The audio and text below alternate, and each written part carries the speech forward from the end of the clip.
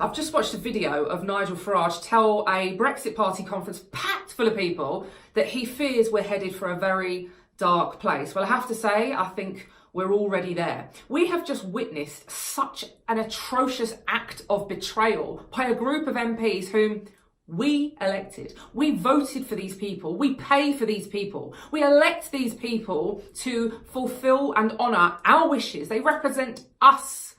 We were given a choice 3 years ago.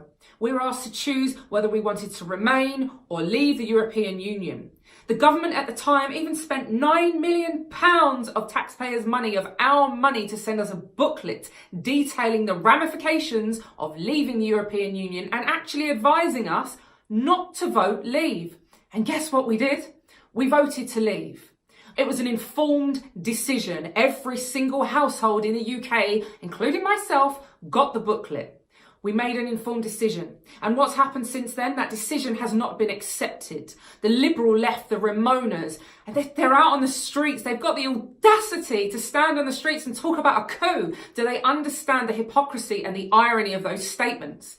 They are disregarding democracy. This was a democratic vote, and the people, including myself, voted to leave the European Union. Now, I have to say, I am actually delighted at Boris's work so far. You know what? I didn't think he had it in him. I have been saying this, and so has Nigel Farage. I've seen Brexit Party candidates, members, representatives saying that they are fearful that Boris hasn't got it in him, but so far we've seen good work. First and foremost, getting rid of the 21 traitors was an excellent move. Let's keep that momentum. These people are passing legislation to further delay Brexit, which will ultimately mean that we never leave the European Union, because it will be down to them to decide when we leave, and they are not going to let us go. And even today, a judge in the highest court in Scotland ruled that it is lawful for Boris Johnson to suspend Parliament. But guess what? Once again, the Liberal left, the Ramonas, they're not willing to accept that decision, just like they weren't willing to accept our decision 3 years ago to leave. Well, enough is enough. Do you know what? Here's the crux of it, right?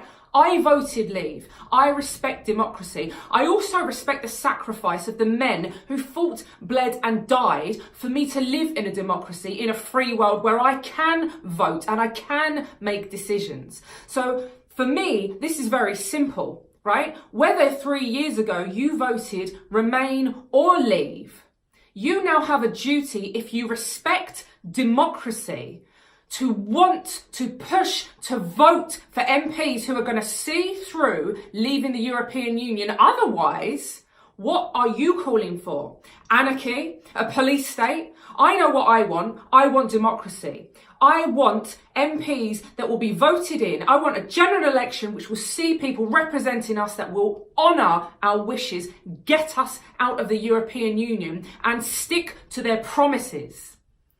So let's have it. Let's have our general election. I really would love to see Nigel Farage and the Brexit Party get behind Boris Johnson and the government on this issue. I know, right? I know we all differ in opinion on many, many issues, but this issue is bigger than all of us. This is the biggest issue of our time. Our country needs to come together and ensure that the millions, the 17.4 million people that voted 3 years ago are not completely sold out, stabbed in the back and disregarded. Please, let's have the Brexit Party and the Tory government come together. Let's have this general election. It's an election for Brexit. It's an election for democracy. Let's have our general election. Let's win this battle and let's leave the European Union.